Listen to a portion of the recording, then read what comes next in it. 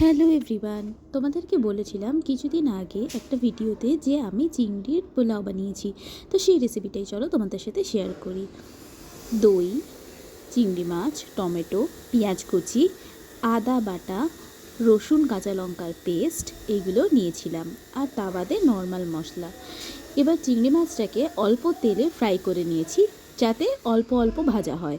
পুরো ভাজা হয়ে গেলে চিংড়ি মাছগুলো কুকড়ে ছোট হয়ে যায়, তো সেই জন্য। এরপর একটা কড়াইতে অল্প পরিমাণে তেল দিয়ে তাতে পেঁয়াজটাকে ভাজতে দিয়ে দিয়েছিলাম। যেহেতু আমি পেঁয়াজটাকে আগে ভেজে নিয়েছি, তো আমি এখানে প্রথমে গোটা গরম মশলাটা দিইনি, পরে দিয়েছিলাম। তো এখানে আদা টমেটো বাটার একটু পেস্ট আর রসুন কাঁচা লঙ্কা পেস্ট দেওয়ার পর অল্প একটু টমেটো দিয়েছিলাম কুচি কুচি করে, বেশি দিইনি কারণ আমি দই ব্যবহার করব। তো এইটা দিয়ে যখন এটা মাখা মাখা হয়ে যাবে, তার মধ্যে সামান্য পরিমাণে জল দিয়েছিলাম।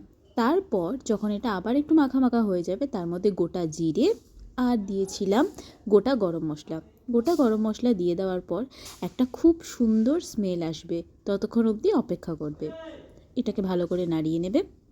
যখনই দেখবে একটা খুব সুন্দর স্মেল আসছে, তার মধ্যে অ্যাড করে দেবে চিনি।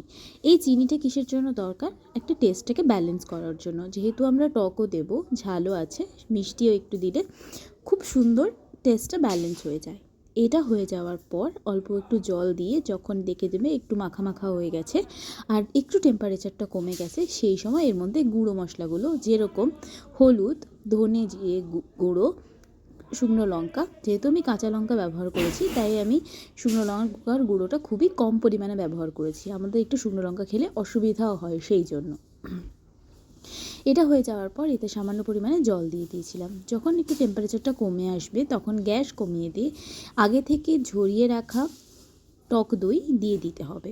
কারণ টক দই যদি খুব গরমে দিয়ে দাও না, সেই সময় কি হবে, ওগুলো সেই গুঁড়ি গুঁড়ি গুঁড়ি গুঁড়ি হয়ে ছেড়ে যাবে, ওটাকে কেটে যেতেও বলতে পারো, কেটে যাওয়া বা ফেটে যাওয়া। তো সেই জন্য একটুখানি টেম্পারেচারটা কমানোর পরেই সেটাকে দিতে হবে। এটা দেওয়ার পর ভালো করে মিক্স হয়ে যাবে যখন এটা মশলার সাথে, সেই সময় আমাদেরকে তার মধ্যে দিয়ে দিতে হবে আগে থেকে জলে ঝরিয়ে রাখা এবং জলে ভালো করে ভিজিয়ে রাখা বাসমতি রাইস, বা তোমরা যে রাইসটা ব্যবহার করছো, এটাতে বাসমতি রাইস বা তোমার গোবিন্দভোগ চাল মানে আতপ চাল, এই ধরনের জিনিসও তোমরা ব্যবহার করতে পারো, যার যেটা পছন্দ। আমি এখানে মিনি মোগরা ব্যবহার করেছি, তো বেশ ভালো ছিল আমার। তোমরা ভালো বড় বাসমতি রাইসও ইউজ করতে পারো। আমার কাছে এটা ছিল, তো আমি এটা ব্যবহার করেছি। আর যতটা চাল নেবে তার ডবল জল, মানে যদি 2 কাপ চাল নাও, 4 কাপ জল দিতে হবে। জল দেওয়ার পর এটাকে ঢাকা দিয়ে রেখে দিতে হবে। কিছুক্ষণ পর ঢাকা তুলে যখন দেখবে জলটা অনেকটা কমে এসেছে আর এরকম সিচুয়েশনে আছে, আর ভাতটা তখন অলমোস্ট সেদ্ধ হয়ে গেছে, তার মধ্যে দিয়ে দিতে হবে চিংড়ি মাছগুলো। চিংড়ি মাছগুলো দেওয়ার পর একটু হালকা হাতে নাড়িয়ে তাটা ঢেকে দিতে হবে। এই সময় তোমরা একবার নুনটা চেক করে নিতে পারো। যদি মনে হয় যে হ্যাঁ নুনটা কম আছে, তাহলে একটু নুন দিয়ে দেবে, আর না হলে ঠিক আছে। এরপর বেশ কিছুক্ষণ বাদে এসে দেখবে যে এইরকমভাবে জিনিসটা প্রায় হয়ে এসেছে। যখন একটু একটু সাইডে জল দেখা যাচ্ছে, তোমরা তখন একটু টেস্ট করে দেখবে এবং খেয়ে দেখবে যে সবটা ঠিকঠাক আছে নাকি। যখন দেখবে এরকম হয়ে গেছে, এবার তোমরা দেখতে পাচ্ছ একদম পুরো ঝরঝরে হয়েছে। এবার আমি তোমাদেরকে সার্ভ করে দেখাবো। এই হলো আমার চিংড়ি মাছের পোলাও। এর সাথে আমি বানিয়েছিলাম ডিম ভাপা, সেটাও তোমাদেরকে শেয়ার করব।